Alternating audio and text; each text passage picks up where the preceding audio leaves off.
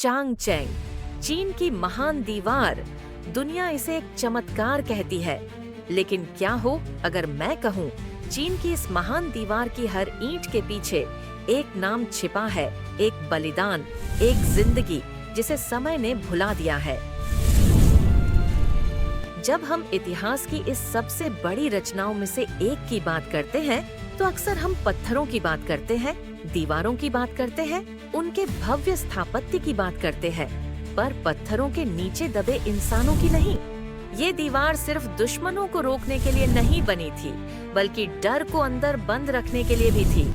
लाखों लोगों ने खून पसीना बहाया, हजारों लोगों ने वहीं दम तोड़ दिया और कुछ तो इस दीवार में ही दफन कर दिए गए। कहा जाता है ये दीवार अंतरिक्ष से दिखती है, पर जो इसमें गुम हुए उन्हें आज तक किसी ने नहीं देखा। ये सिर्फ पत्थरों और रणनीति की कहानी नहीं है, ये है एक अनसुनी दास्तान, चीन की दीवार के भूले बिसरे मजदूरों की कहानी।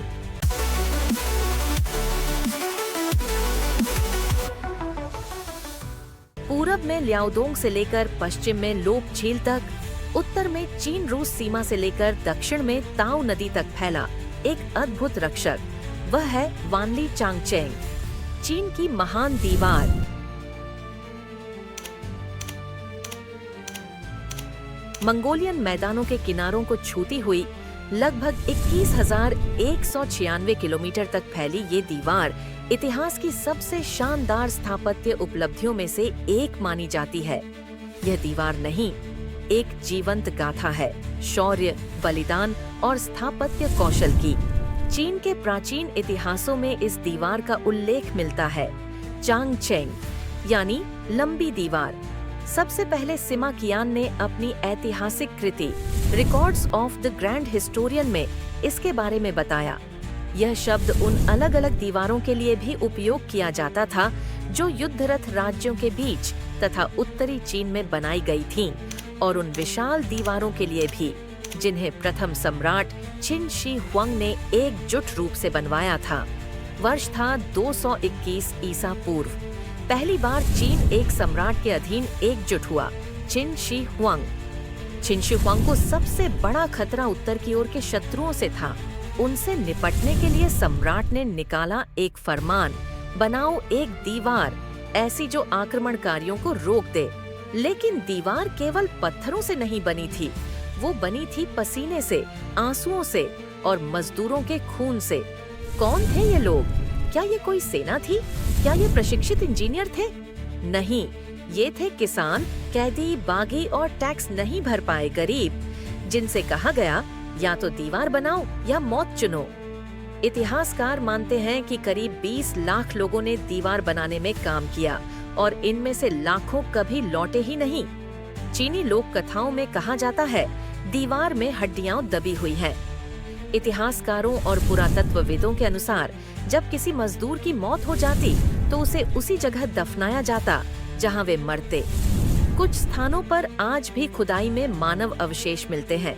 एक ईंट के नीचे एक दबी हुई आत्मा जो आज भी चीख चीख कर इतिहास के उस हिस्से को बताती है, उस महान रचना की पीछे की क्रूरता। इस दीवार की एक लोक कथा है मेंग जियांगनू की। जब सम्राट के आदेश पर लाखों लोगों को मजबूरी में दीवार निर्माण के लिए जबरन ले जाया गया, उनमें से एक मेंग के पति भी थे। महीनों बीत गए पर उनका न कोई समाचार आया, न ही कोई संदेश। सर्दियां आ गईं और एक पत्नी की चिंता ने जन्म लिया एक प्रण को। वो अपने पति के लिए ऊनी कपड़े लेकर निकल पड़ी। अकेली, निडर, दृढ़, सैकड़ों मील का सफर तय कर जब वह दीवार तक पहुंची तो उसे बताया गया उसका पति अब इस दुनिया में नहीं है।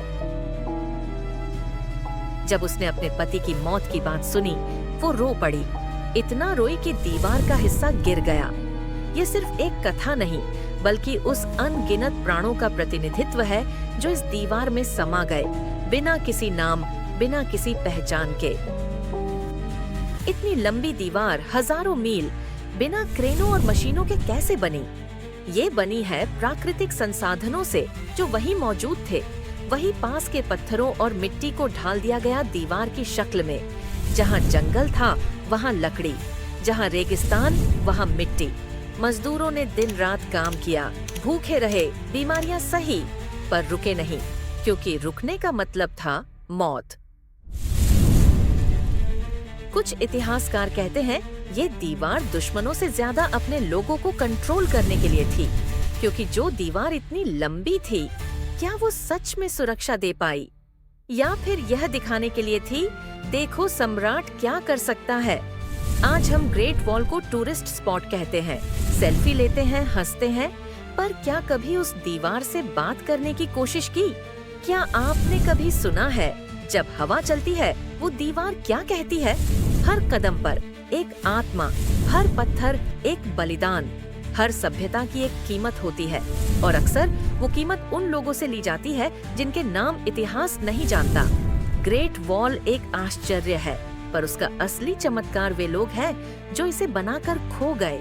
अगर आपको ये कहानी रोमांचक लगी हो तो इस वीडियो को लाइक करें, शेयर करें और चैनल को सब्सक्राइब जरूर करें। अगली बार किसी और खोई हुई सभ्यता की खोज में मिलेंगे।